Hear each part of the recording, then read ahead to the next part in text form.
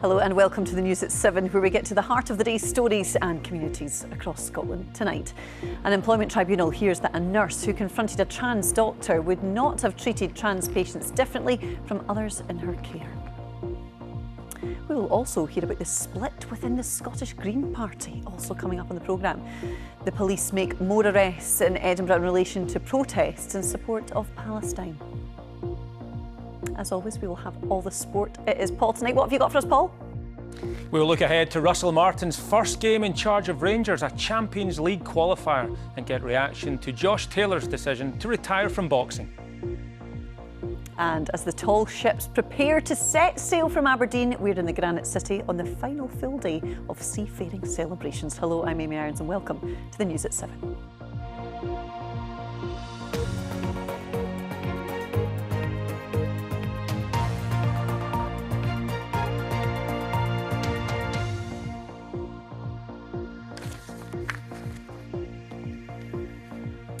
A nurse who confronted a trans doctor in a hospital changing room would not have treated trans patients differently from any other patient, a tribunal has heard. NHS Fife are disputing Sandy Peggy's claim that it acted unlawfully by allowing a trans woman, Dr Beth Upton, to use a female changing room at the Victoria Hospital in Kirkcaldy. Louise Cowie sent us this report from Dundee.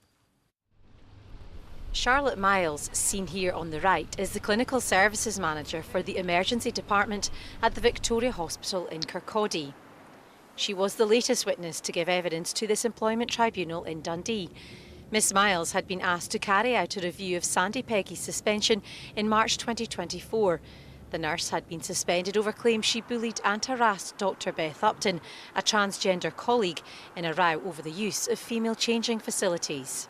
Miss Miles said she asked Miss Peggy how she would treat trans patients and that the nurse told her she wouldn't treat a trans patient differently to any other patient, something she felt reassured by.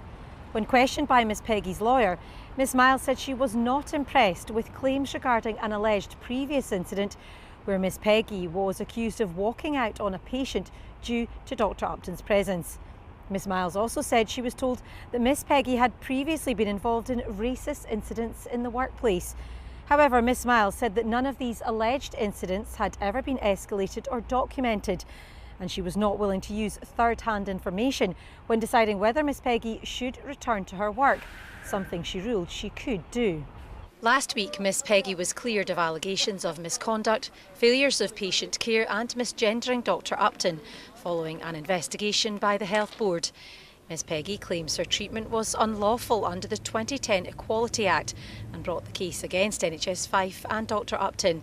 The Health Board and the doctor deny this and are defending the action. Dr Upton previously told the tribunal, "I'm not interested in vengeance and I'm not interested in retribution. I'm interested in justice." Proceedings will continue tomorrow. Louise Cowie, reporting Scotland, Dundee. 3 men have been arrested under the Terrorism Act in relation to showing support for a banned group at the pro-Palestine marches at the weekend. One, a founding member of the Scottish Palestine Solidarity Campaign, was arrested after a demonstration this morning in Edinburgh. Our Home Affairs correspondent David Cowan reports. Saturday's march was attended by thousands of protesters, demanding an end to the bloodshed in Gaza. No arrests were made at the time, but afterwards Police Scotland said they were investigating reports that some of the protesters had been wearing T-shirts expressing support for Palestine Action, an act now banned under the Terrorism Act.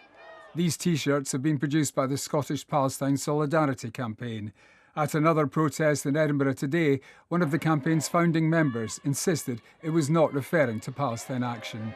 So it was very clear that the terms are generic, not remotely connected to one specific organisation, but that we are protesting against genocide taking place before our eyes. Having said all of that, you've felt the need to amend your own T-shirt. You're wearing one of the T-shirts that somebody's been arrested over, and you have changed it. Only because I know the cops are on a hair trigger. Are the police going to criminalise the word act? So we think it's time to act, and that was always the meaning of time to take action. Mick Napier left the protest a short time later and was arrested nearby under the Terrorism Act along with a 60-year-old man. Police Scotland said it was for showing support for a prescribed organisation at the march in Edinburgh. Palestine action was banned after paint was sprayed on 2 planes at RAF Bryce Norton last month. The group's supporters say the ban is an authoritarian abuse of power, but it's received overwhelming support from MPs and the government standing firm. We have a statutory prescribing process. It's a robust process that involves security assessments and advice, and that security assessment and advice has been really strong and clear. This is about violent attacks on national security targets, which I think is important. Police Scotland declined a request for an interview today on its enforcement of the new law. Police Scotland's response to protests will be tested to the full later this week with the arrival of US President Donald Trump. The force will no doubt repeat its long-standing position that it will protect the rights of people to protest peacefully, but anyone who breaks the law can expect a swift and robust response. A third protester was arrested under the Terrorism Act outside the Scottish Parliament this afternoon. Israel has denied its actions in Gaza amount to genocide. David Cowan reporting Scotland, Edinburgh. Remember, you can get in touch with us anytime here on Reporting Scotland News at 7. If there's anything you think we should be covering, anything you want to tell us at all, our email address is on screen now. It is news7@bbc.co.uk. Thank you for joining us on tonight's programme. We have more to come for you, including, as the tall ships prepare to leave Aberdeen, we'll get all the latest as the Granite City party draws to a close. And it's been mixed fortunes today, weather-wise. What does the next few days hold?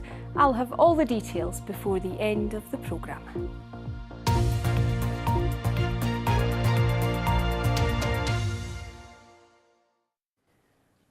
Now, he's been a Green MSP for more than 20 years. Now, Patrick Harvie hopes he can make it a few more after seeing off a campaign to replace him. Under his leadership, the Scottish Greens have come from being a fringe minority at Holyrood to spending 3 years as part of the Scottish Government under the Butte House Agreement. But recent internal power struggles have seen the party endure a period of infighting and uncertainty. Earlier, I caught up with our political correspondent, David Walls-Lockhart, to find out what's been going on. So first things first, it's important to remember how Scottish elections work, and we've got one next year, and what a number of parties will be doing at the moment is ranking their candidates for the regional list vote. We get 2 votes in Scotland. The second vote, the regional list vote, parties internally rank their candidates first and then we vote for them. So the Greens are going through that process at the moment. Patrick Harvie, the outgoing co-leader, wants to be the lead candidate in Glasgow, as he has in various past elections. But there's what's been described as a bit of a civil war going on inside the party. Some activists wanting the party to be more radical, saying they made mistakes going into government with the SNP in recent years, saying that the party leadership's been too much of a closed shop recently, something Patrick Harvie does reject. And there was a campaign, a slate of candidates to try and push Patrick Harvie out of that lead candidate. What we've got now is the results have come back from the Green membership, and they have said they want Patrick Harvie to be their lead candidate in Glasgow at the next election. That more or less guarantees him going back as an MSP. And actually, across the Green Party, most of the incumbent MSPs, apart from Maggie Chapman, who represents the party in the northeast of Scotland, have been returned as the top candidate.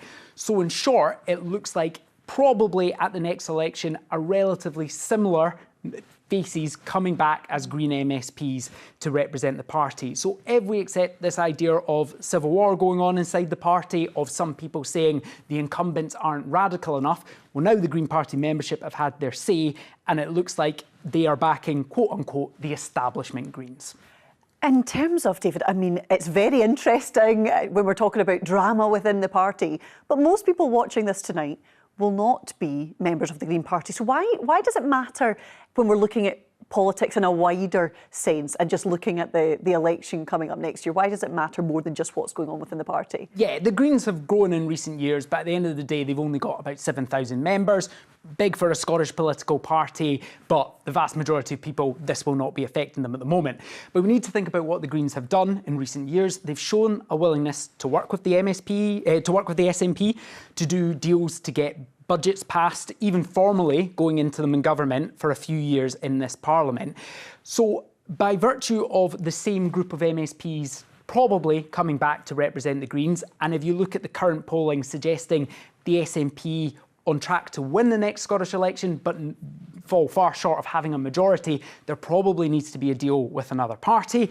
Now, there would have to be talks, etc. But what we know is the group of MSPs, it looks like the Greens will send to Holyrood, are broadly the same group of MSPs who've been willing to talk with the SNP, to be pragmatic about doing deals with them, to do some compromise here and there to see that happen.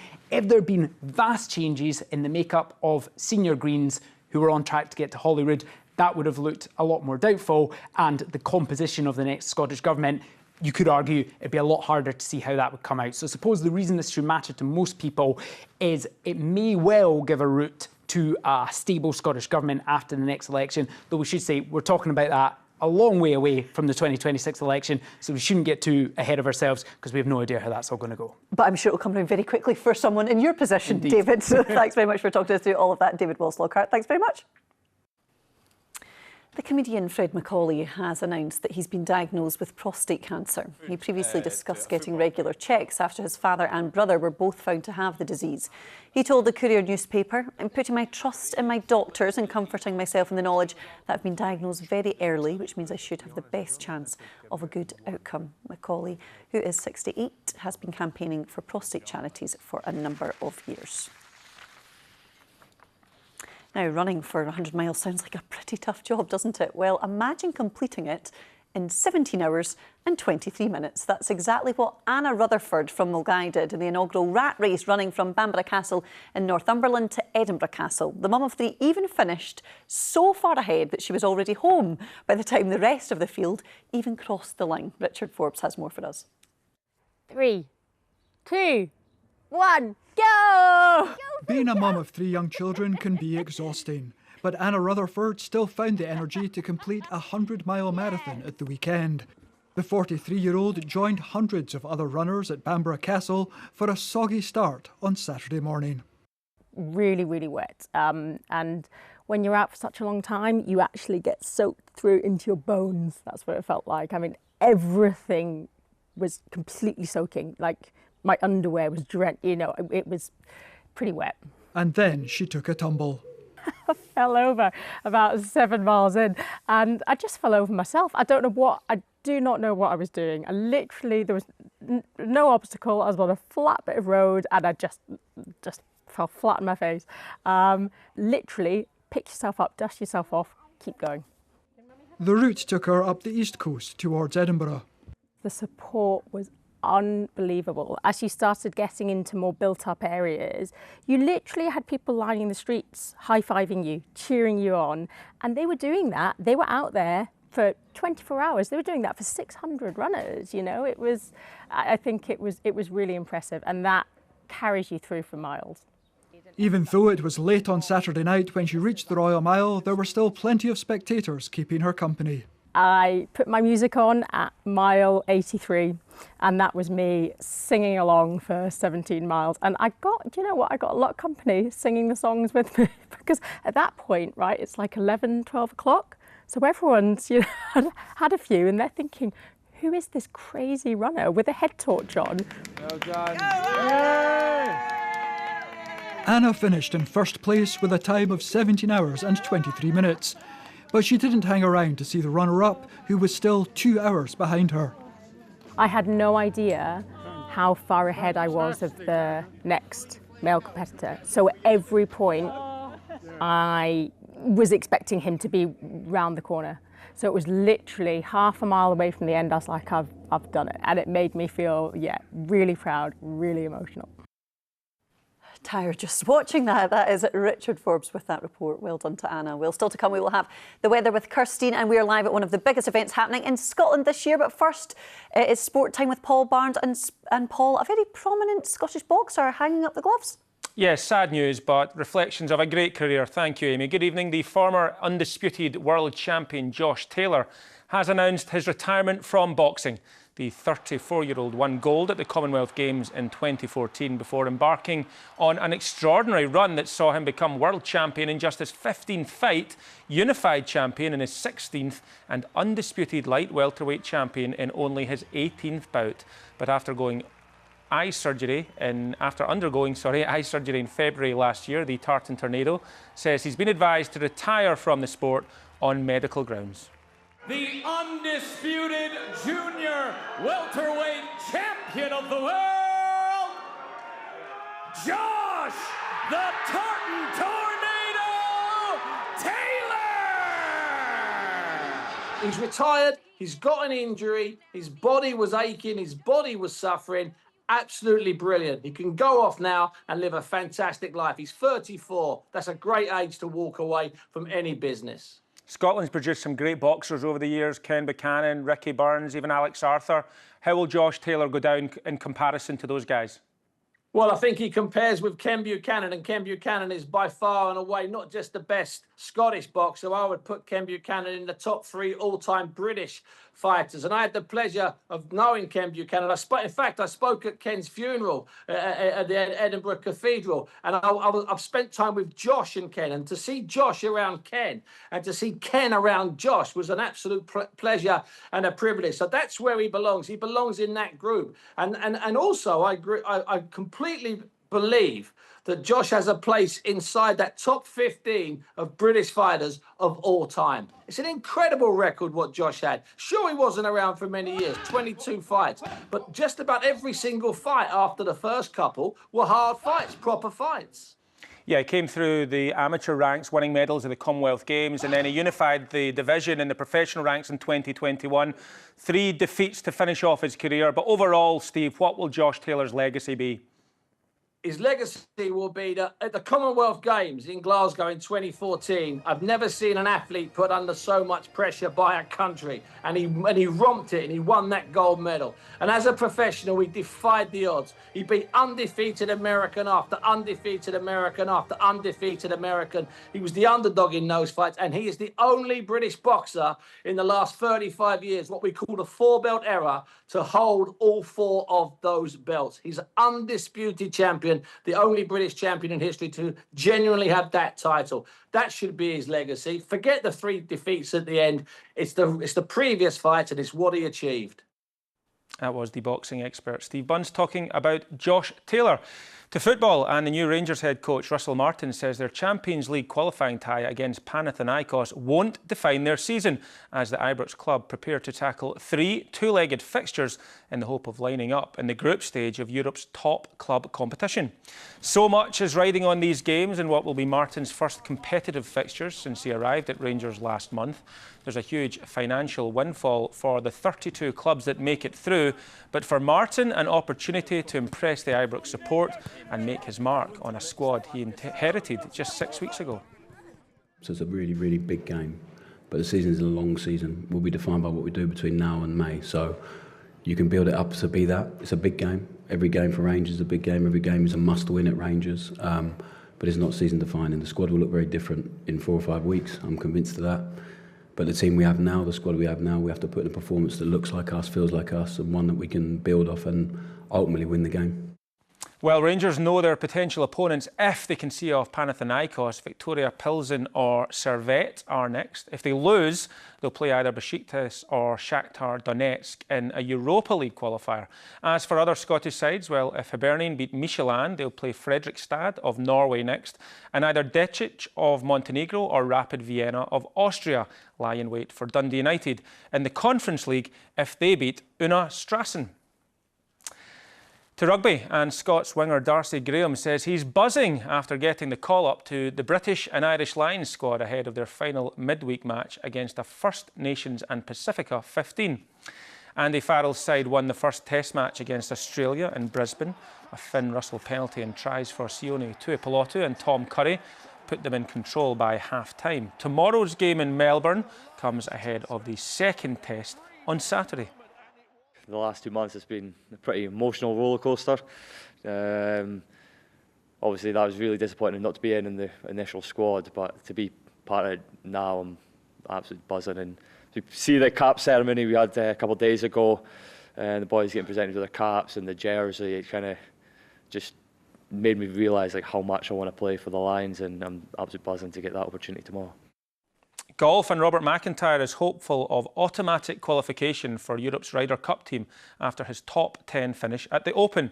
The Scot posted a final round of 67 to finish 10 under par at Portrush. which wasn't enough to catch the American Scotty Scheffler. He won his first claret jug with an uncatchable 17 under par. But MacIntyre's strong finish, 4 birdies in the final 7 holes, puts him in a good place ahead of selection for the Ryder Cup, which takes place in New York in September. My job is to qualify automatically so that Luke can do what he wants with the picks. I feel like the last 2 majors I've put a massive kind of dent in that, and again for me it's just keep going, play golf, do what you do. Good golf takes care of the Ryder Cup. If I do my job well, I should be in that team. There's plenty more on these stories on the BBC Sports Scotland website, including a nice analysis piece from Sports Sound commentator Liam MacLeod on what Rangers should expect from Greek opponents Panathinaikos. And you can listen to that match tomorrow night on Sports Sound on BBC Radio Scotland. We'll have all the coverage for you there. I just have to say well done getting through all the names and the pronunciations perfectly, Paul. Quite a few difficult pronunciations there. I think I just got there. Never in doubt. Well done. Thanks very much. Now, if you've been in Aberdeen over the last few days, I'm sure you've been treated to the spectacle of the tall ships races. 50 vessels and thousands of crew members from as far afield as Uruguay and Oman arrived in the Granite City for the 4-day event, which wraps up tomorrow. Well, our reporter Rebecca Curran has been lucky enough to sample the sights in and around the harbour and is with us now. Rebecca, how's it been? It's been fantastic, Amy. Hello and welcome aboard the Wild Swan, and welcome to the Tall Ships Festival, which I have to say has really brought this city alive over the past few days. This magnificent vessel is the largest of her kind in the world, and I am told has been built to win races, but we're just going to have to wait and see about that. There's nearly 50 ships docked in this harbour, bringing with them thousands of international crew. And I'm delighted to say that we can now speak to John Lang, who is the Chief Liaison Officer. John, thank you so much for taking the time to speak with us. Just start by telling us what your job involves over the past few days. So I look after 85 ship liaison officers, and we manage all the ships when they're in port. So once they're in port, we look after all their needs, whether it's fuel, water, broken bits we get fixed, all the supplies coming in for the next leg. And we also look after the trainees, so we make sure the trainees know what's on, know how to get there, know where to go. The ones coming in who've just joined the ships, make sure they get to the right ships. The ones going home, make sure they get to the right airport, the bus. Wow. So we're pretty busy for the whole I was going to say that sounds like a lot of work. Yeah. How's it all gone and how much have you enjoyed it? I've loved it, and I think all my liaison officers have loved doing it, because it is, we get really good feedback from the ships as well. They love having us here.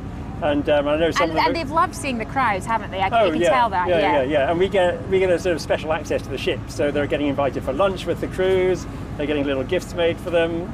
But yeah, we're really supporting them in a big way. So yeah. Fantastic, John. Thank you so much indeed for taking the time to speak with us. Well, as John said, this event really has brought a huge wave of excitement. Let's have a look at the highlights over the past few days.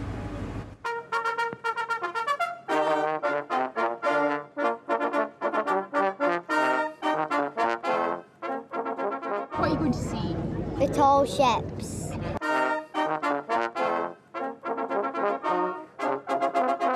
It's a really good thing for the city, bringing a lot of people in, and it's nice to see, and so far we're very impressed with what we've seen. It is magnificent. It's wonderful to see all the ships in the harbour. I saw all the pictures of them coming in, so we were excited to come and visit it today.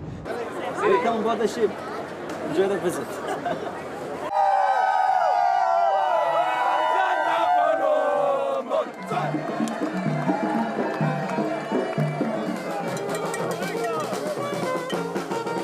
Beautiful people, I love it. Really good, all the ships look amazing and it's just a really good atmosphere. We're representing Rona 2 from Southampton. Because it's Aberdeen, we did Aberdeen. We watched the entire Mamma Mia movie on our night watch.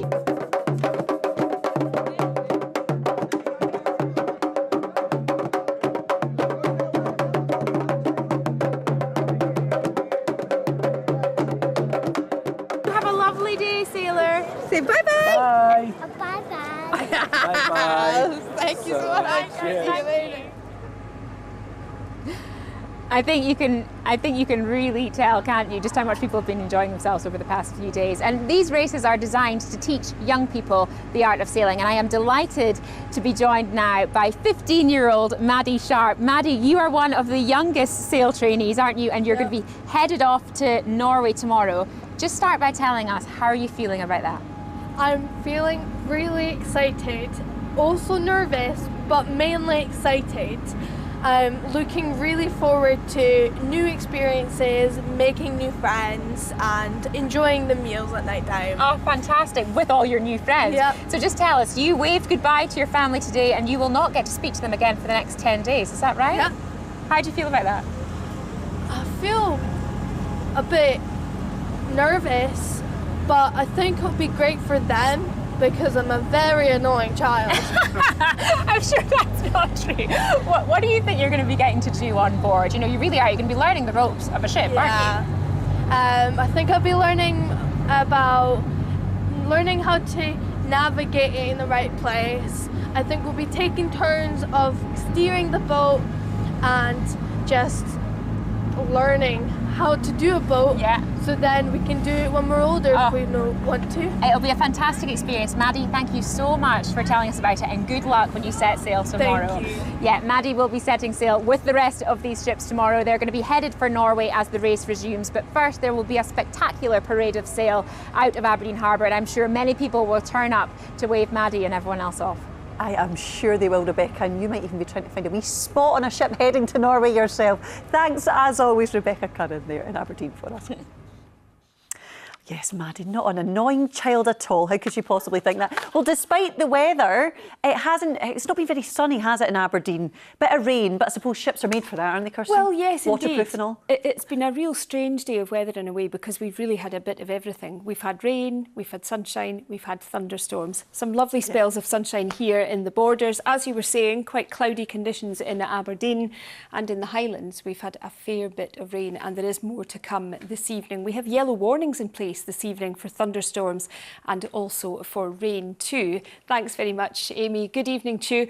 Well, yes, quite an unsettled look to the weather today. We've had low pressure driven conditions, but over the next few days we have a ridge of high pressure anchored to the west, and that's going to influence our weather. It'll come a little closer to our shores, settling things down, albeit with a good deal of cloud around, but a fairly settled picture. Tomorrow morning, and we start with a lot of cloud, along with some outbreaks of light and patchy rain, especially through southern, central and western Scotland. The best of the morning brightness for Aberdeenshire towards Caithness and the Northern Isles, and indeed Shetland will see the lion's share of the sunshine as we go through the day. I think in Caithness and Aberdeenshire, where we have that sunshine, it'll spark off a few heavy thundery downpours, and elsewhere a good deal of cloud, quite a muggy feel to proceedings again. For the last day of the tall ships, it's a bright or sunny start, and then during the day just watch out for some heavy thundery downpours.